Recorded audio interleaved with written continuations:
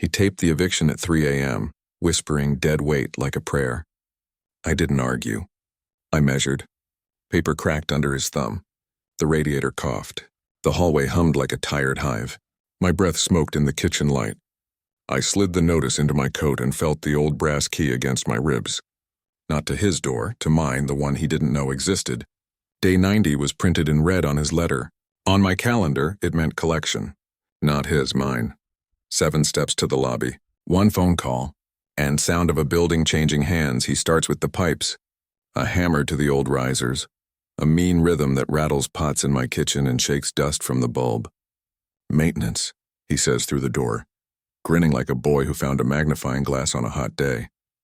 The heat clicks off and the apartment exhales cold. My breath fogs over the sink. The radiator coughs metal and emptiness. In the stairwell, the sour bleach fights with cigarette smoke and the winter air slips through a cracked window and stings my fingers as I steady the frame. He laughs about grandpa discounts loud enough for the hallway to hear, and the laugh travels like a tin can kicked down concrete steps. The building answers him. A long groan in the beams, a shiver in the glass, the old bones remembering better hands. I put water on, just to hold heat, and the kettle argues with the silence. A paper whispers under my door.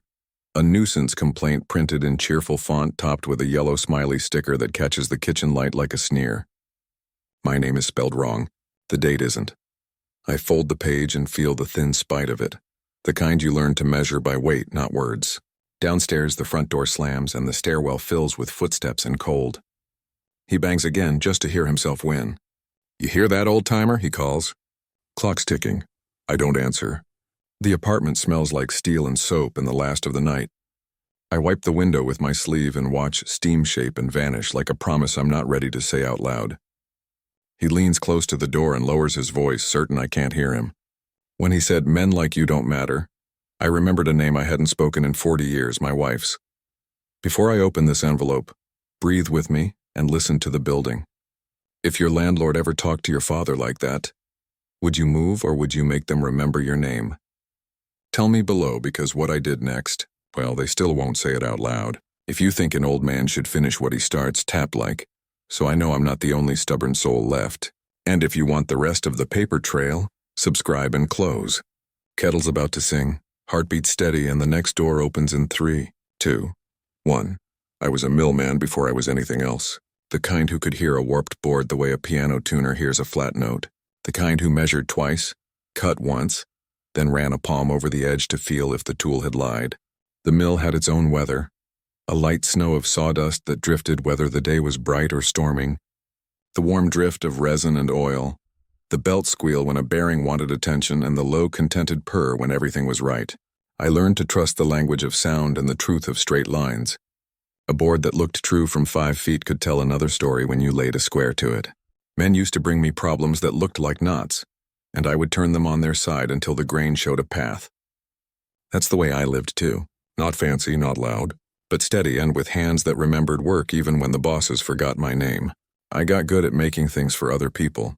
Mantles that took a stain like dark tea, banisters where the turnings lined up like soldiers, a church door that didn't swell in August.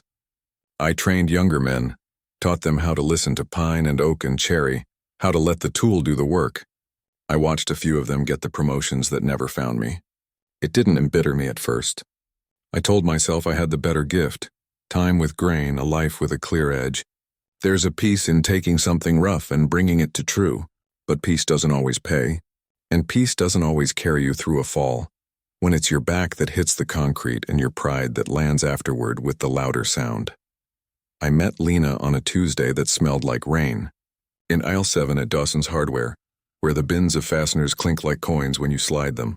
She had her hair tucked under a navy scarf and a shopping list written the way an architect sketches. A nail size with a dash, then an underline, as if she meant to build a sentence as careful as a house. She was studying a bin of number 8 brass wood screws like they might confess something if she weighted them out. "1/4 inch or 3/8 pilot?" she asked, not looking up.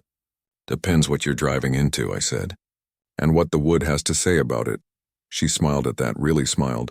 The kind that sharpens a person's eyes, and said, "I like a man who asks the wood." We talked against the soft rattle of rain on the metal roof. the bright click of the label maker from the next aisle, the little bell over the door ringing each time a soaked customer stumbled in. I carried her pieces to the counter and she carried the conversation, and by the time we balanced the box on a hip and pushed the door with a shoulder, the rain had turned friendly. We didn't say it then, but that day cut a key. We had a plan, not a big one. A small house with a broad porch and a kitchen that faced east because she liked morning light and west because I liked dinner sun. We solved it with a window over the sink and a small table by the back door. 2 windows, she said, tapping the paper with a pencil. We'll teach it to hold both. We drew that house on scraps, backs of receipts, margins of church bulletins, the thin paper from the butcher that still smelled faintly of pepper and smoke.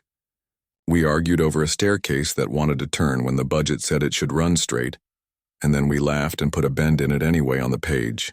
By the time we found the little place by the river, white clapboard in need of sanding, a roof that would tolerate another winter if we asked nice.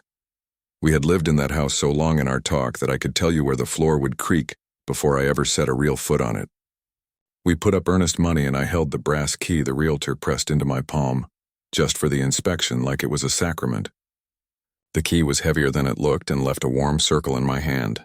Keep it, Lena said as we walked away from the showing, even though it wasn't ours yet, even though that wasn't right. Don't make a face, Leonard. We'll return it with interest.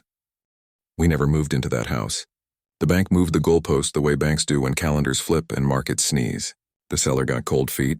A cousin needed cash fast and yanked the deal for a family save. We could have made a scene, maybe should have. But the man's eyes were tired and his hands shook when he talked about medical bills, and Lena squeezed my arm and we stepped away. The brass key should have gone back that day. It didn't. It stayed in the bowl on our dresser like a tiny sun, and each morning I slid it to one side to reach for my watch.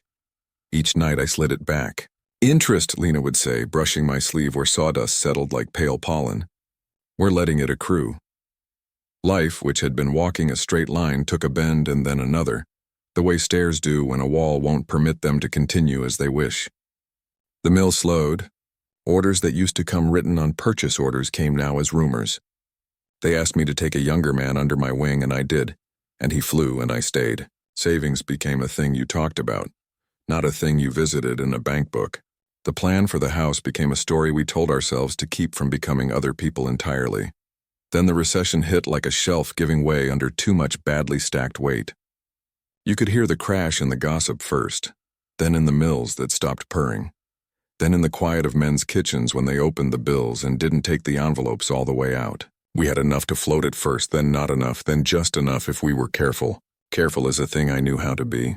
We gave up the 2-bedroom rental that had a southern window Lena loved and took an apartment with a rent number that felt like a kindness with strings. For a season, we said. We were not the kind who let seasons turn into years. We were the kind who made things and moved forward. The building was old enough to have its own aches. The stair smelled of bleach on Mondays and cigarettes on Fridays.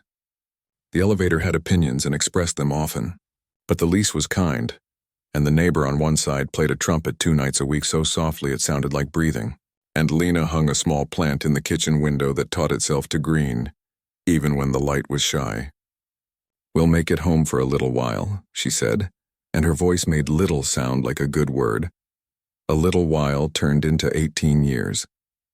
Not because we were lazy or because we forgot the map, but because life is a tool that doesn't always behave even when you sharpen it. We saved, then paid for a nephew's emergency when he split his head open in a boating accident because there isn't a world where we don't. We put aside pennies, then broke the jar when the car made a new noise and the man at the shop shook his head before he even put it on the lift. We kept the brass key in the bowl and I kept my hand on it each morning to remind myself there was a line we were still walking, even if it switched back more than it went straight. The landlord back then was a quiet man who liked checks on time and didn't like light bulbs burning out in the hall. I replaced them before he asked, and he thanked me without fuss.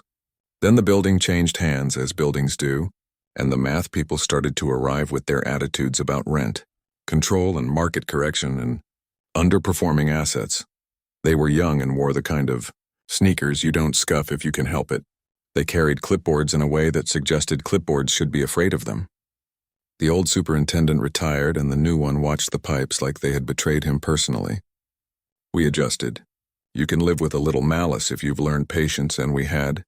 Lena could make even a stubborn room behave. She'd open a window an inch and the winter air would catch on the curtain just so, and the room that felt small a minute before would decide to be a different room for an hour. She collected bowls from thrift stores, old restaurant ware with hairline cracks, heavy porcelain that had fed men on lunch breaks long gone, and she nested them in the cupboard like stones in a creek, so that when you reached for one, you felt the steadiness of 1,000 meals that had come before. She taped our little house plan inside the pantry door where no one had to see it if they didn't know what they were looking for. And sometimes I'd find pencil marks I didn't put there, tiny changes she'd made in the night, moving a window 2 inches, sliding a wall the way a woman adjusts a painting eyebrow high. She never gave up the house. Not really. She just learned to live 2 lives, the one with me at a narrow table, and the one in her head with the long porch where the light always decided to be kind. The fall came quiet, the way big things sometimes do. A foot missed the last stair. A bag of groceries shifted and pulled her shoulder. A hand that had always known where to find the rail didn't. The world tilted harder than it should. We sat in the ambulance under the fluorescent hum, and she joked with the young man who held the cuff around her arm, and the world pretended it wasn't rearranging itself. In the hospital, I watched nurses move like a well-practiced crew, each with their part of the ship, and I thanked them the way a man thanks weather that keeps his roof. They saved what could be saved and told us what couldn't. Our plan changed again. We lived through that.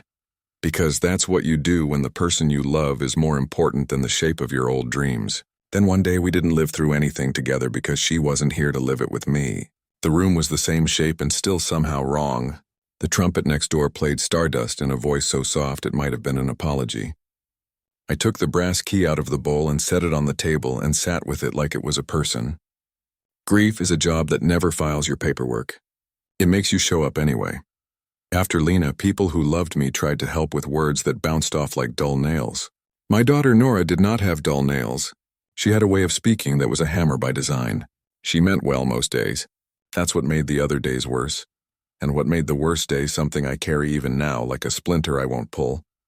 Because it belongs to the story. I tripped on the carpet runner and knocked my hip on the corner of the coffee table. No heroics, just the ordinary smash that comes when a man forgets for a second that gravity is an old friend with a mean joke. At the clinic, after the x-ray that said I'd be sore and also lucky, Nora pursed her lips the way her mother did when she was adding up a bill and said, "This building is rotting, Dad. You're stuck. You're a liability." She meant the insurance kind, and the word came out like she could set it on the counter between us and push it over with 2 fingers into my lap where I'd have to hold it liability. As if the years I had worked, and the men I had trained and the lives I had built in quiet ways had added up to a deficit line. As if the apartment itself were a trap I had chosen. Not a compromise we made because life is heavier than plans and some loads you don't set down. She didn't see the plant still leaning toward light. The bowls nested in the cupboard like promises. The pencil changes on the pantry door where a house still lived because a woman I loved said it did. She saw what young people see when they're afraid. The easiest thing to push. That night I took the brass key back out of the bowl and set it in my palm. It had warmed to the room the way metal does when it decides the house is part of it. I remembered the day in Dawson's Hardware. The way Lena spoke to the screws like they might confess. I remembered the way she drew the bend in the stairs with her pencil, like she was showing the house how to turn kindly. I remembered her voice when she said interest and the way her eyes went narrow and bright, when she solved a problem nobody else even knew was a problem yet. The key was not to that lost house anymore. It was to something else she'd built I hadn't fully understood. Memory, yes. A debt I owed to us, yes. A vow, most of all. A promise that my name wasn't a liability, and that being stuck is sometimes what it looks like from the outside when a man is rooted. I slept badly and woke before the heat. The way old men do when their bodies and buildings keep the same hours. The hall was cold and the stairwell smelled like bleach and cigarette smoke, because that's the perfume of the place and you miss it when you don't. I made coffee. The kettle whistled. Steam wrote its temporary name on the window. I opened the pantry door to reach for the tin and Lena's drawing was there, soft at the edges from years of air. Some pencil marks were darker than others. New lines over old, corrections over first tries. A corner had a piece of tape from the second winter when the humidity made everything want to curl. On the inside of that door, A life had continued to insist on itself when money and years and other people's priorities tried to erase it. I traced the line of the stair with a fingertip and thought of the men I trained who had their names stenciled on shirts paid for by somebody else. I thought of how many times I'd carried the brass key like a superstition. I thought of the word liability and how it didn't belong to me unless I co-signed it. And I had not. Around the same time, the building changed hands again, though this time the hands were familiar and came with a son who wore his father's impatience as a jacket he hadn't grown into. He liked to bang on pipes and announce maintenance like an invocation and laugh about grandpa discounts, as if disrespect made him tall. He liked to slide papers under doors and call them favors. What he didn't like or didn't bother to learn was the sound the building made when it was telling the truth. The groan in the beams when the boiler wanted service. The whistle in the radiator that wasn't a joke but a plea.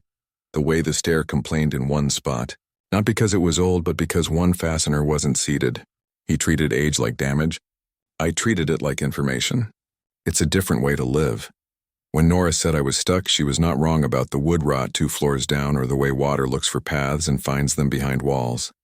She was not wrong about the draft at the window, or the numbers a calculator would bark if you fed it the costs of a move, and the thin cushion in an old man's account. Where she was wrong was the part that said my staying was evidence of failure. Sometimes you stay because the leaving would be the more cowardly thing.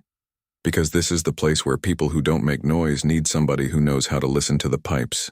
Sometimes you stay because the world puts a board down crooked and you happen to be the one with a square in your back pocket. I was folding laundry, towels that have learned your shoulders, shirts that still remember the shape of your work, when my hand bumped the bowl and the brass key winked in the late afternoon sun.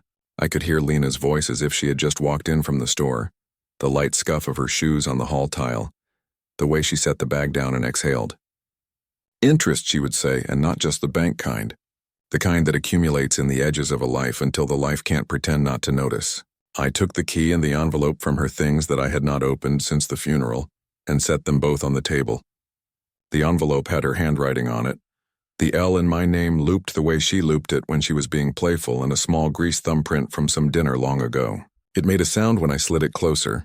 The paper against wood, that tiny hush like a secret clearing its throat. The kettle on the stove clicked as it cooled. The building breathed.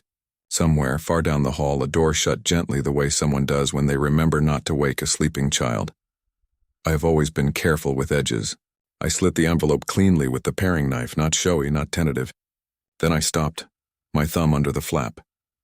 Because there is a kind of time that comes just before you break a seal that has less to do with hours and more to do with who you'll be on the other side. I thought of the men I trained and the promotions that went elsewhere. Of the little house by the river that taught me about postponed joy. Of the building that had held our laughter and our anger and our grief and our breakfasts. I thought of the word liability, and how you can't call a man that if he's the one who knows where the shutoff valve is when the pipe bursts. I thought of the boy in sneakers who thought banging on metal was the same as owning it.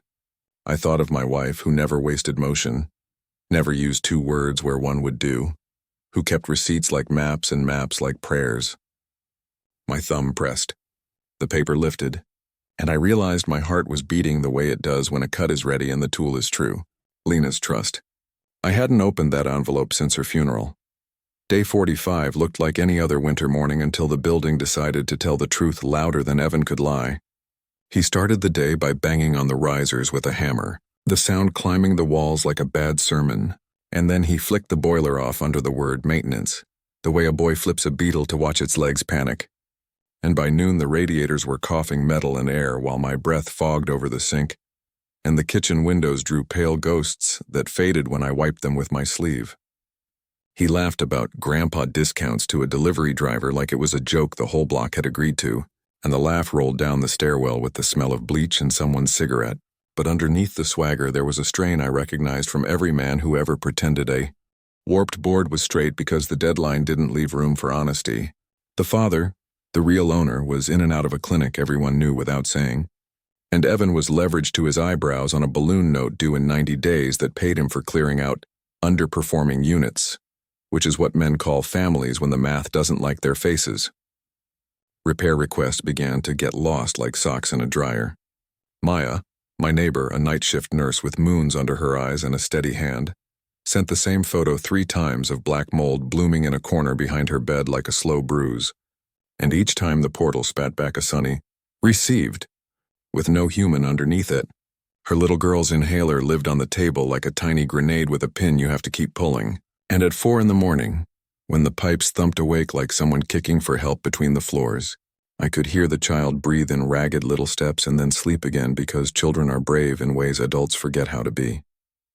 The owner's move-in notice showed up next, slick on good paper, names misspelled, dates coy.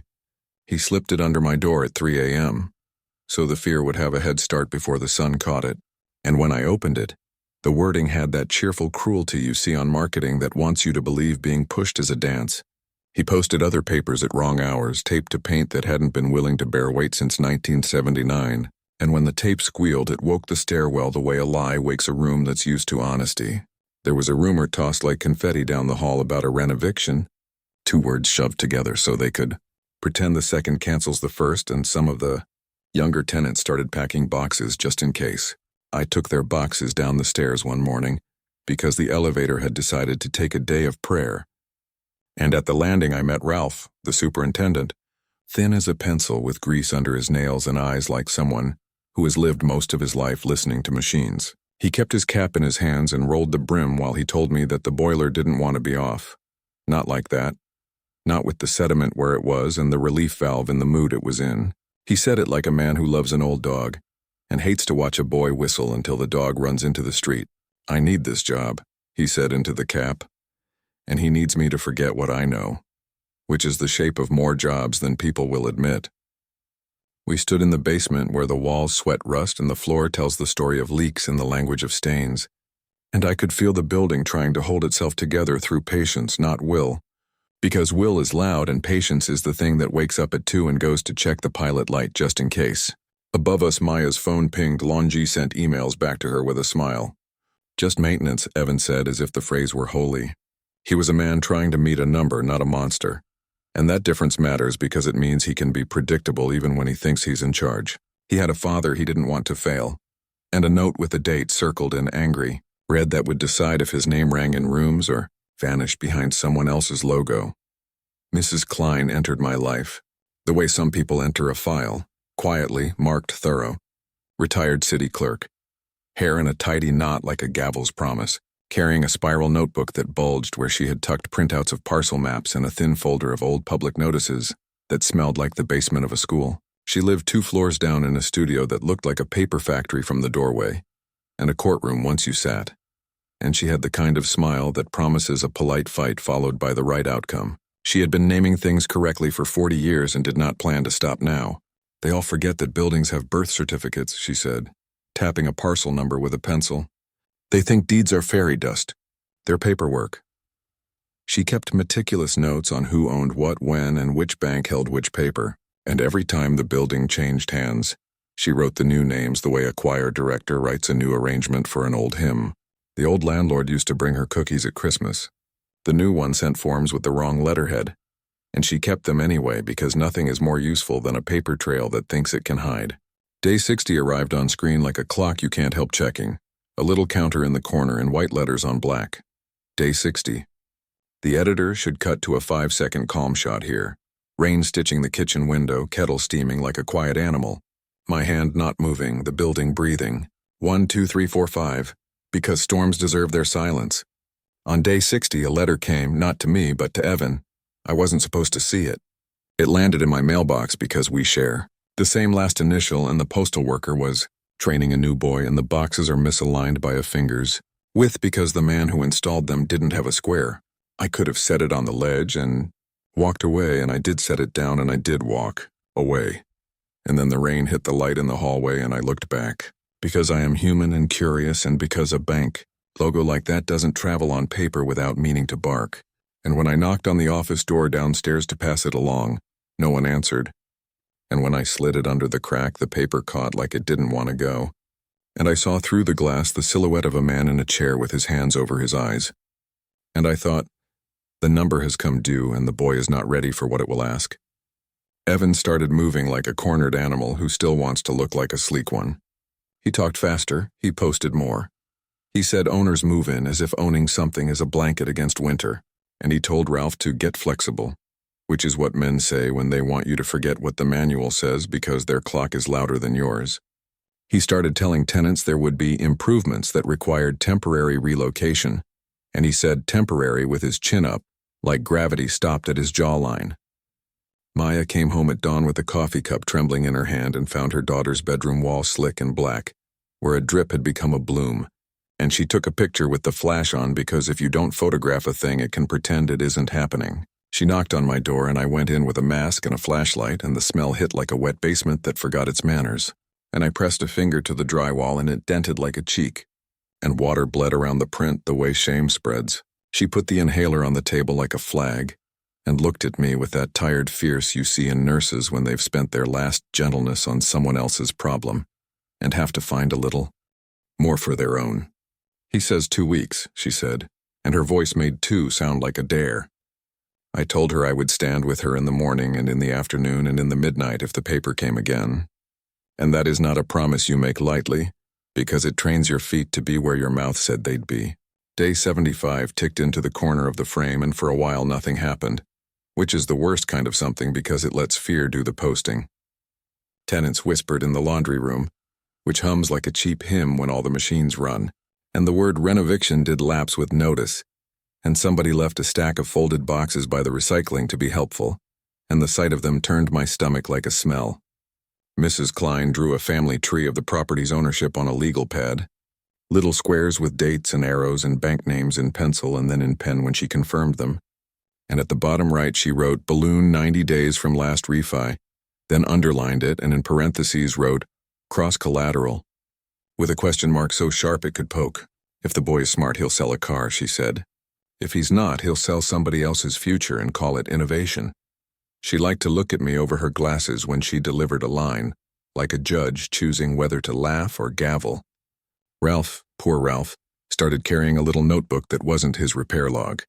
He wrote times in it: heat killed, heat restored, heat killed again, and each entry wore the shape of a man who wants to keep his job and also wants to be able to sleep. And sometimes those two wants argue in your chest until one of them shakes hands with the other, just to get through the day. He told me in the basement that if the boiler kept being flipped, it would throw a tantrum in the spring that would cost more than a promotion, and he didn't know how to explain that to someone whose calendar was only 90 days long. I heard the swagger in Evan's voice get brittle, the way laughter sounds when the joke turns on the teller. He'd lean near my door and say things like, "Clock's ticking," and I'd look at the brass key on the table and think, whose? On the morning the sun pretended to be spring, I put Lena's envelope on the table beside the key. I had not opened it since the day we said goodbye to her because grief makes even simple actions into moves on a chessboard where the king never falls. And I traced the L in my name where her pen had looped it and thought about interest. Not the bank kind, but the kind that accrues when you keep a promise longer than anyone thinks you will.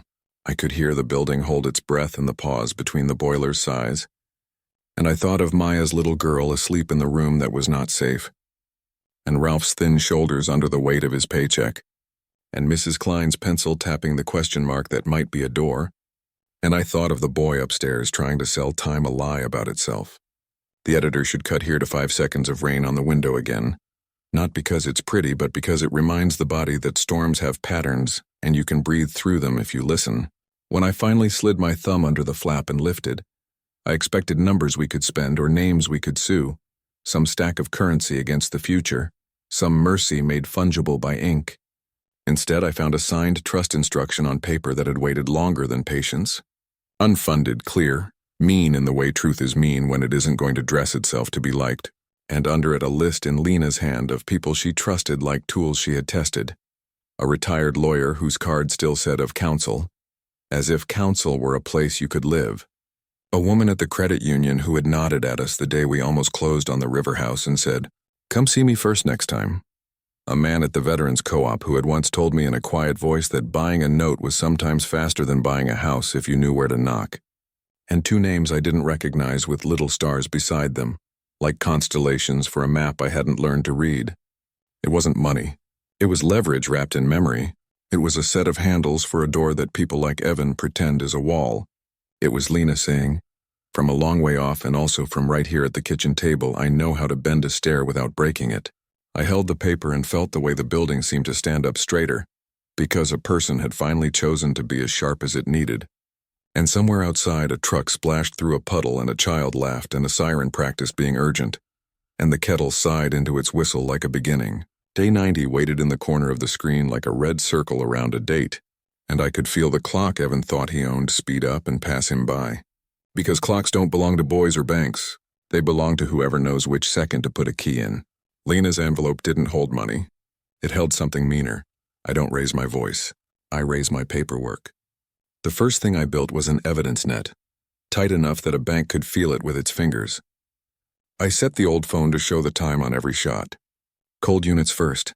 My kitchen thermometer beside the radiator, 54-degree, breath visible. Maya's bedroom wall glistening like a pond, mold furring the paint. The hallway thermostat with a little sticky note, 3:07 a.m., heat off for maintenance. I stood at my door at 2:59, waiting, lens ready. At 3:01 the tape squealed and his flyer kissed the paint. Click. The camera caught his wristwatch, his shadow, the notice. Metadata does what memory can't. It testifies without getting nervous. I recorded the pipe's death rattle and the interval between shutoff and the first complaint. Then I set a cheap voice recorder app to auto and let Evan talk. In the stairwell, he bragged to a contractor about clearing the old ones before summer.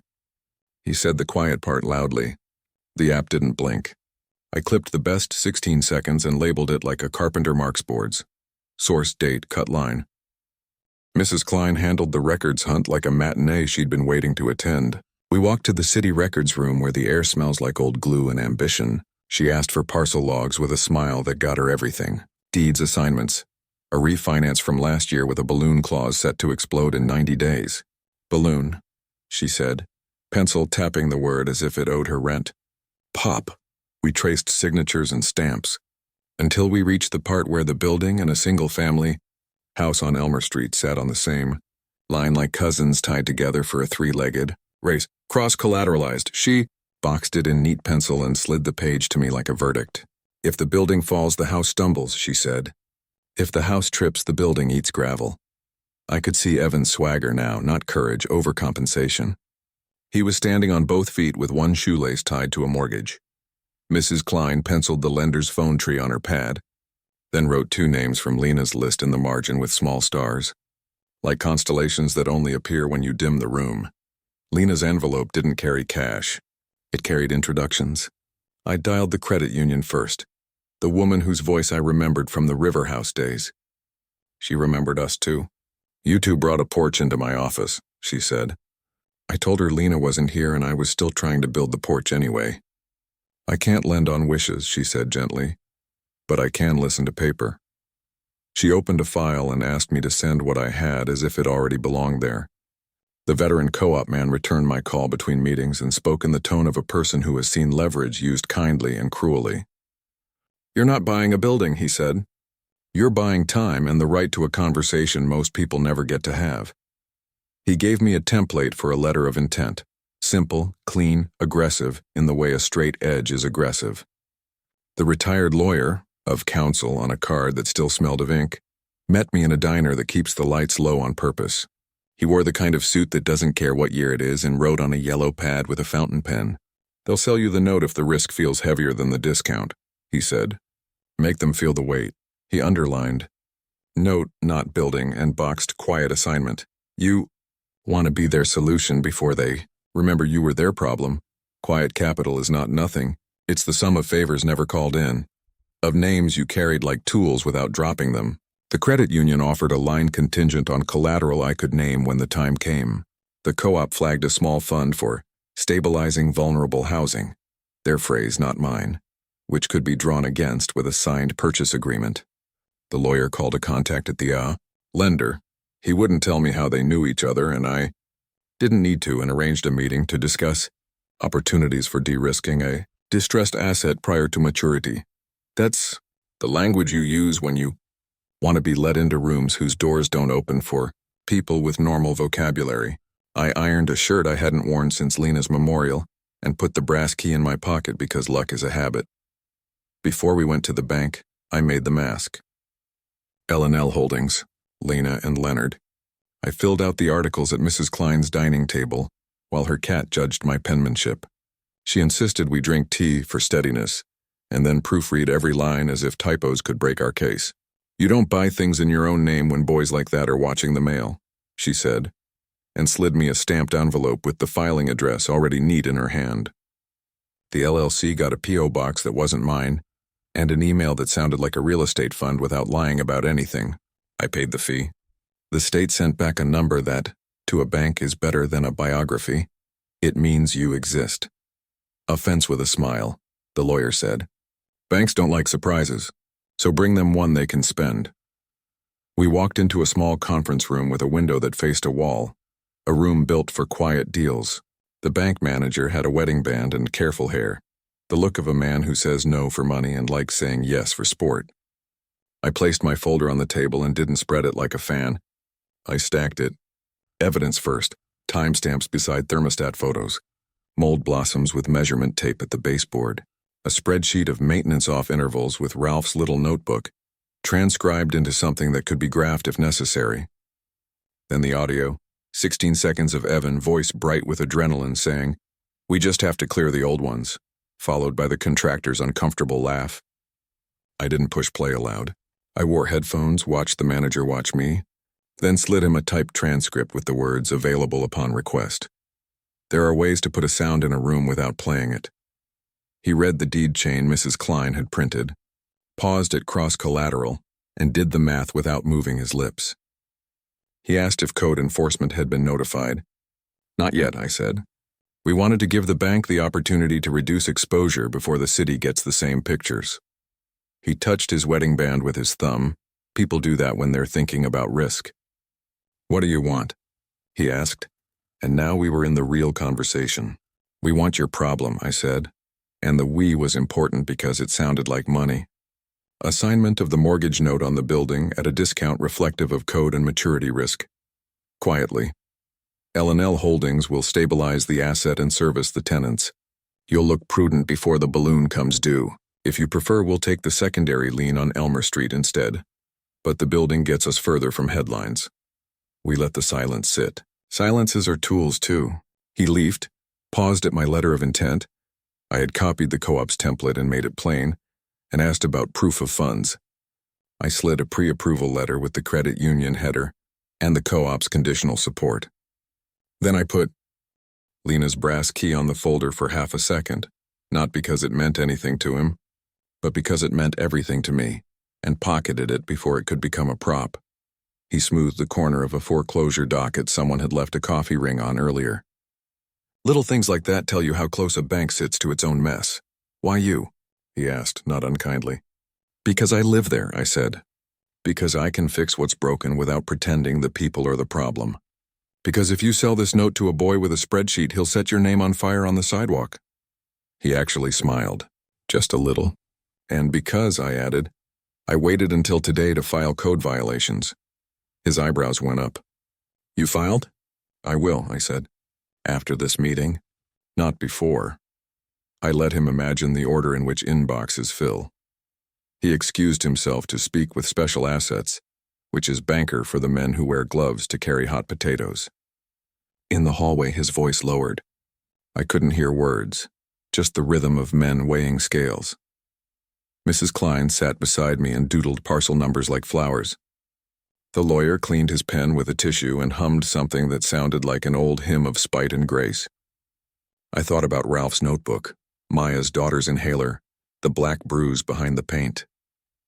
I thought about Lena's list and the way she had starred the names like she knew I'd need constellations. He came back in with a different posture, shoulders set, decision made or at least rehearsed. He didn't sit right away. He looked at the folder, looked at me. The room held its breath in that thin place between a wall and a door. Then he said 6 words I'll never forget. "If you buy the note, sir, the bank assigned the mortgage to L&L Holdings on a Friday at 4. No balloons, no speeches, just a quiet email and a file that changed owners. Evan didn't notice. He still talked about his bank like it was a guard dog. On Monday morning, the process server knocked. 7 days to cure the balloon or assign the deed. He went pale, called 3 brokers, tried to yank equity from his family's place on Elmer Street, then learned what Mrs. Klein had circled. That house was already tied to this sinking ship. While he scrambled, we pivoted. At the county sale, Mrs. Klein pointed to a small lien, $482 for unpaid gutter repairs, the kind Ralph had grumbled about. We bought it for the cost of a good tool and filed the assignment before lunch. Day 6, Evan arrived glassy-eyed to the lawyer's office, weighed the math, and chose the only clean pane left. Deed in lieu to L&L, keys on the table, silence in his throat.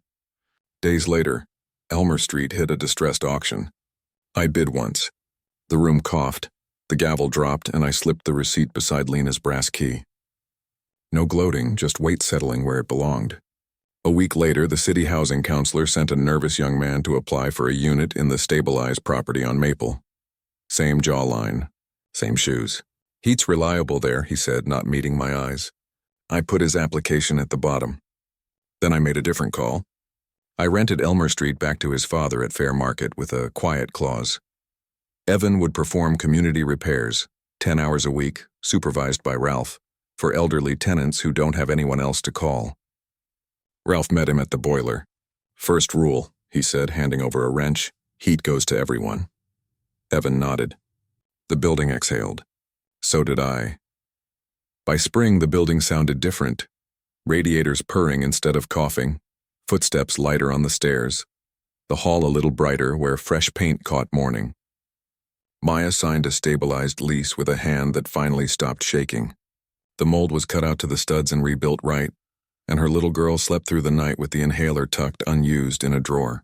Ralph swapped his cap for a badge that said building manager and a packet with health benefits he read twice before believing. The first thing he did was post a schedule labeled Heat Checks Daily. Mrs. Klein found flowers on her doorknob, and a week later, her name burned into the new lobby bench. Measure twice. I gathered the tenants in the foyer where the light lands like a promise and told them who L&L really was. "Lena and Leonard," I said, and held up the brass key. "We finally built our house. We just invited everyone else inside." There were quiet claps, a few tears, and the soft scrape of shoes as people went back to lives that no longer had to brace for bad surprises. On my way upstairs, I paused at the boiler room. Evan was there with Ralph, tightening a union, learning the music of pressure and release. He didn't look up. He didn't need to. Some lessons are better learned by listening. At my door, I slid the brass key into the bowl and let it rest. They measured me by rent. I measured them by repair. That's why I own the keys. And if a name ever made you small, keep your key. When the hour comes, you'll know which door it opens.